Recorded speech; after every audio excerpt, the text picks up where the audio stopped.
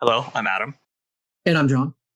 and today we're doing a proposal about the study of mechanical and thermal properties of cement composite graphite for solar thermal energy materials for our ME4622 undergraduate seminar class, Pomona on July 8th, 2021.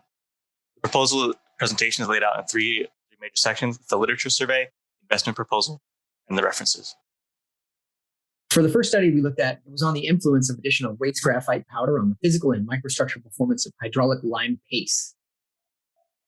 The second study we looked at was the effect of nanosilica on thermal and mechanical properties of cement composites for thermal energy storage materials.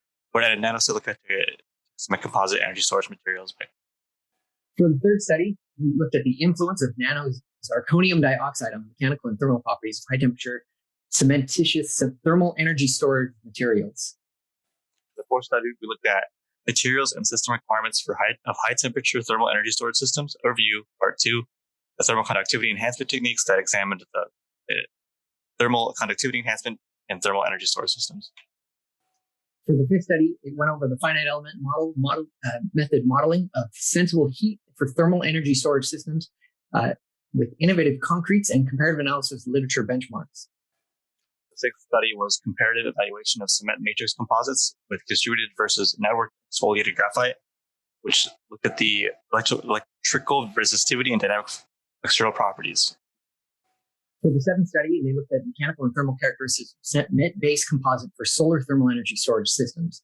They used mixtures of cement and found the best thermal conductivities in them. The eighth study was a review of the application of carbon materials in solar thermal energy storage. This was compiling lots of the research that was done previously relating to graphite-infused storage materials. The ninth study looked at heat storage materials, geometry, and applications, and it was a review. The study looked at various kinds of storage materials, composites, and applications.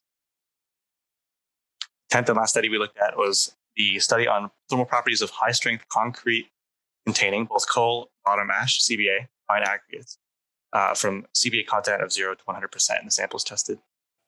For the other study's conclusions, they expanded the original testing from 15% graphite content to 80% graphite. It was found that thermal conductivity increases up to that 80% graphite.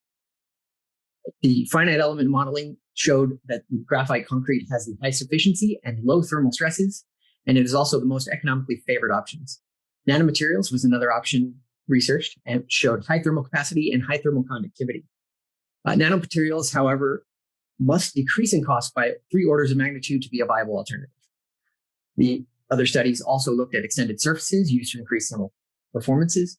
Zirconium was found to increase heat capacity in tested samples, and coal bottom ash additive was inferior to graphite for all measured metrics. Aspects that were not considered in the original study that we looked in the original study was the effects on thermal and mechanical properties at larger graphite concentrations, because the study maxed out at 15% of graphite by weight. Since the only replacement for the graphite was water, as shown by the water to concrete ratio, no other additives were tested, as other additives changed the behavior for the properties of the material. Only one microstructure of the graphite was examined as in the study. This matters because there are different forms of graphite which create different microstructures and yield new property behavior.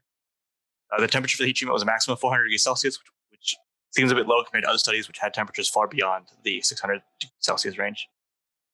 As for how to improve the study's results, increasing the range of the graphite content tested would allow them to explore trends beyond the original study's limits. Using additional materials like zirconium or nanoparticles to increase the thermal properties beyond what the study found. You could also incorporate different forms of graphite, like synthetic, natural fiber, and foam. And also use a finite element modeling-based simulations to determine the uniformity of the temperature distribution and analyze the heat stresses on the samples. Last but not least, these are our references.